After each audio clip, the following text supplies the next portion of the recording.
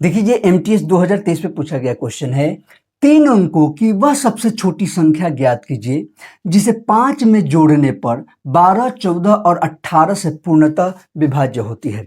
हमें 3 डिजिट का वो हमें स्मॉलेस्ट नंबर्स फाइंड आउट करने हैं जो 12, 14 और 18 से डिवाइड करने पर पूरी तरह से मतलब डिविजिबल हो। लेकिन कब? जब उसमें 5 ऐड किए जाए, उस संख्या में जब हम 5 ऐड करें, यानी 5 में वो संख्या जब हम ऐड करें तब वो संख्या पूर्णतः डिविजिबल होनी चाहिए 12, 14 और 18 से।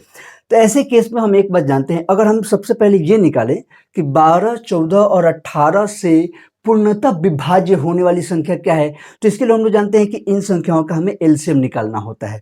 तो 12, 14 और 18 का जब हम लोग को एलसीएम निकालना है, तो अब यहाँ पे एलसीएम निकालने के आप जिस भी तरीका से आप जानते हैं, जितने जल्दी से आप एलसीएम निकाल सकते हैं उतना जल्दी आप निकाल सकते हैं। वैसे एलसीएम निकालने के लिए एलसीएम वाला जो वीडियो है उसमें डिटेल से बताया गया है जल्दी से जल्दी आप कैसे निकाल सकते हैं।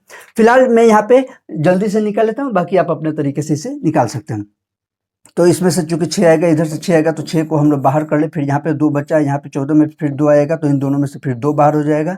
यहाँ बचा 7 और यहाँ बचा 3, 6 दूना 12, 12 7 84, 84 3 252, यानी कि 252 हमारा क्या हो गया? एलसीएम हो गया।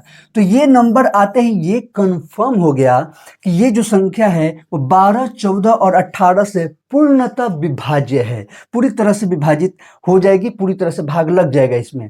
लेकिन क्वेश्चन तो ये नहीं था, क्वेश्चन था कि हमें वो संख्या बतानी है जिसे 5 में जोड़ने पर, यानी कि उस संख्या में 5 जोड़ दिया जाए, या 5 में वो संख्या, देखो दोनों बातें कि चाहे उस संख्या में 5 जोड़ दी जाए, चाहे 5 में वो संख्या जोड़ दिया जाए, तो वो पूर्णतः विभाजित होनी चाहिए और 3 अंकों का वो संख्या होना चाहिए। तो आसान भाषा में ये तो क्लियर हो गया कि 252 ही होगा 3 अंकों का छोटी संख्या जो डिविजिबल है। अब हम छोटी से छोटी बात कर रहे हैं, तो छोटी से छोटी तो यही है। अब इसमें से जब आप 5 माइनस कर देते हैं तो आपका 247 राइट आंसर हो जाएगा। आप कहेंगे ये कैसे हो गया? क्योंकि सवाल में 5 अभी जोड़ना है, 247 में भाग नहीं लगेगा। 12 से भाग आप इसमें करेंगे तो पूर्णतः विभाजित नहीं है, 14 से आप भाग करेंगे तो पूर्णतः विभाजित नहीं है, 18 से भी ये पूर्णतः विभाजित नहीं है।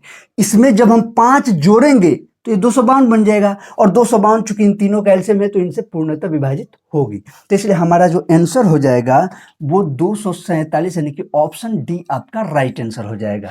ठीक है, तो उम्मीद करता हूँ जिसमें आपको समझ में आ गया होगा। इस प्रकार की वीडियो डिटेल में समझनी हो तो सिलेक्शन पाठशाला को सब्सक्राइब कर लीजिए और इसे भी फॉलो कर लीजिए। मिलते हैं हम लोग फिर से नेक्स्ट वीडियो में, तब तक के लिए जय हिंद, जय भारत।